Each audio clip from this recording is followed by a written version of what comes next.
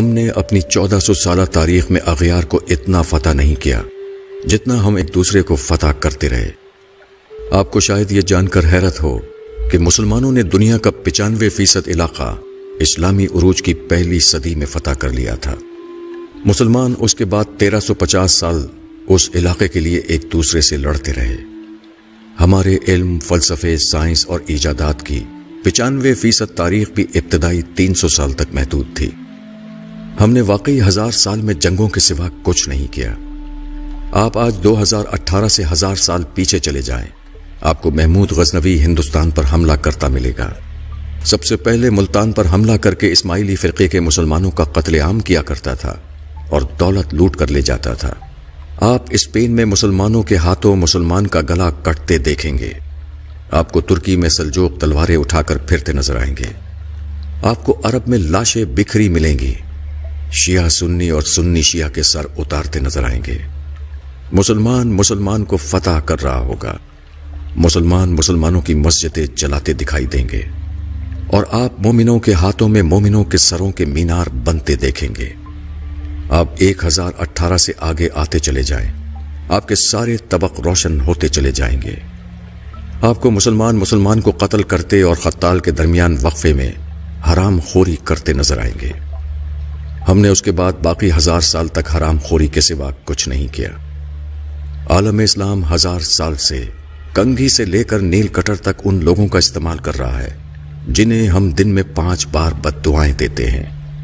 آپ کمال دیکھیے، ہم مسجدوں میں یہودیوں کے پنکھے اور اے سی لگا کر، عیسائیوں کی ٹوٹیوں سے وضو کر کے، کافروں کے ساؤنڈ سسٹم پر اذان دے کر اور لا دینوں یعنی چائنا کی جائے نمازوں پر سجدے کر کے ساری دنیا کے لا دینوں کی بربادی کے لیے بد دعائیں کرتے ہیں۔ ہم ادویات بھی یہودیوں کی کھاتے ہیں، بارود بھی کافروں کا استعمال کرتے ہیں اور پوری دنیا میں اسلام کے غلبے کے خواب بھی دیکھتے ہیں۔ آپ کو شاید یہ جان کر حیرت ہوگی کہ ہم خود کو دنیا کی بہادر ترین قوم سمجھتے ہیں، لیکن ہم نے پچھلے 500 برسوں میں کافروں کے خلاف کوئی بڑی جنگ نہیں جیتی۔ ہم 5 صدیوں سے مار اور صرف مار کھا رہے ہیں۔ پہلی جنگ عظیم سے قبل پورا عرب ایک تھا۔ یہ خلافت عثمانیہ کا حصہ ہوتا تھا۔ یورپ نے 1918 میں عرب کو 12 ملکوں میں تقسیم کر دیا اور دنیا کی بہادر ترین قوم دیکھتی کی دیکھتی رہ گئی۔ ہم اگر جنگجو تھے، ہمارا اگر لڑنے کا 1400 سال کا تجربہ تھا، تو ہم کم از کم لڑائی ہی میں پرفیکٹ ہو جاتے اور کم از کم دنیا کے ہر ہتھیار پر میڈ بائی مسلم کی مہر ہی لگ جاتی، اور ہم اگر دنیا کی بہادر ترین فوج ہی تیار کر لیتے تو ہم آج مار نہ کھا رہے ہوتے۔ آج کم از کم عراق، لیبیا، مصر، افغانستان اور شام انسانی المیہ نہ بن رہے ہوتے۔ آپ اسلامی دنیا کی بدقسمتی ملاحظہ کیجیے۔ ہم لوگ آج یورپی بندوقوں، ٹینکوں، توپوں، گولوں، گولیوں اور امریکی جنگی جہازوں کے بغیر، ان کی وار ٹیکنالوجیز کی مدد کے بغیر خانہ کعبہ کی حفاظت بھی نہیں کر سکتے۔ ہماری تعلیم کا حال یہ ہے کہ دنیا کی 100 بڑی یونیورسٹیوں کی فہرست میں اسلامی دنیا کی ایک بھی یونیورسٹی نہیں آتی۔ ساری اسلامی دنیا مل کر جتنی ریسرچ پیپر تیار کرتی ہے، وہ امریکہ کے ایک شہر بوسٹن میں ہونے والی ریسرچ کا نصف بنتا ہے۔ پوری اسلامی دنیا کے حکمران علاج کے لیے یورپ اور امریکہ جاتے ہیں۔ یہ اپنی زندگی کا آخری حصہ یورپ، امریکہ، کینیڈا اور نیوزی لینڈ میں گزارنا چاہتے ہیں۔ دنیا کی 90% تاریخ اسلامی ملکوں میں ہے، لیکن اسلامی دنیا کے 90% خوشحال لوگ سیاحت کے لیے مغربی ملکوں میں جاتے ہیں۔ ہم نے 500 سال سے دنیا کی کوئی دوا، کوئی ہتھیار، کوئی نیا فلسفہ، کوئی خوراک، کوئی اچھی کتاب، کوئی نیا کھیل اور کوئی اچھا قانون نہیں دیا۔ ہم نے اگر ان 500 برسوں میں کوئی اچھا جوتا ہی بنا لیا ہوتا تو ہمارا فرض کفایہ ادا ہو جاتا۔ ہم 1000 برسوں میں صاف ستھرا استنجا خانہ نہیں بنا سکے۔ ہم نے موزے اور سلیپر اور گرمیوں میں ٹھنڈا اور سردیوں میں گرم لباس تک نہیں بنایا۔ ہم نے اگر قرآن مجید کی اشاعت کے لیے کاغذ پرنٹنگ مشین اور سیاہی ہی بنا لی ہوتی تو ہماری عزت رہ جاتی، مگر یہ بھی ہمارے علماء کی فکری ارتقاء میں بسنے والے کافروں نے ہی بنائی ہے۔ ہم تو خانہ کعبہ کے غلاف کے لیے کپڑا بھی اٹلی سے تیار کراتے ہیں، ہم تو حرمین شریفین کے لیے ساؤنڈ سسٹم بھی یہودی کمپنیوں سے خریدتے ہیں۔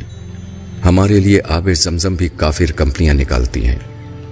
ہماری تسبیحات اور جائے نمازیں بھی چین یعنی ایک لادین ملک سے آتی ہیں، اور ہمارے احرام اور کفن بھی جرمن مشینوں پر تیار ہوتے ہیں۔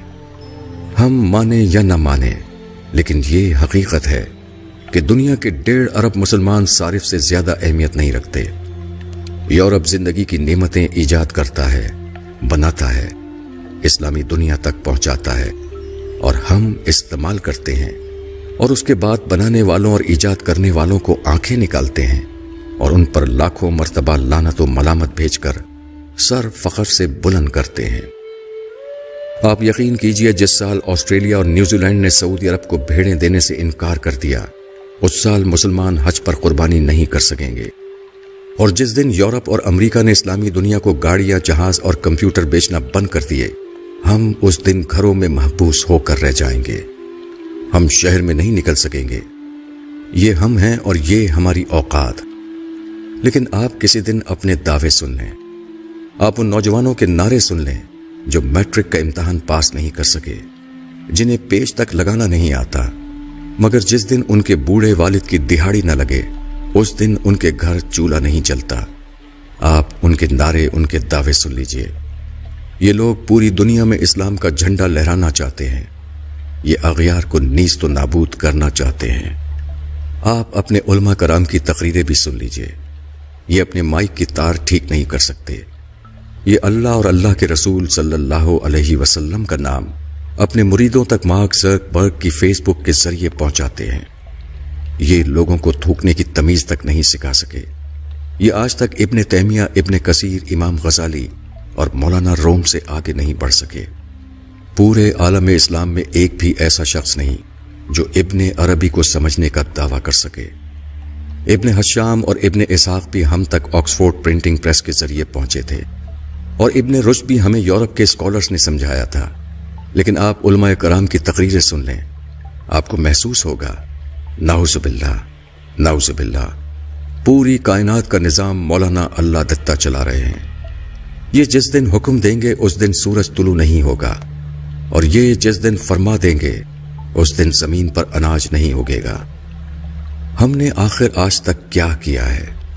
ہم کس برتری پہ خود کو دنیا کی عظیم ترین قوم سمجھتے ہیں، جو آج تک ہر جمعے کے خطبے میں گلا پھاڑ پھاڑ کر نظام مصطفیٰ صلی اللہ علیہ وسلم پر فخر کرنے کے باوجود اسے مسلمانوں کے کسی بھی ملک میں نافذ نہیں کر سکے؟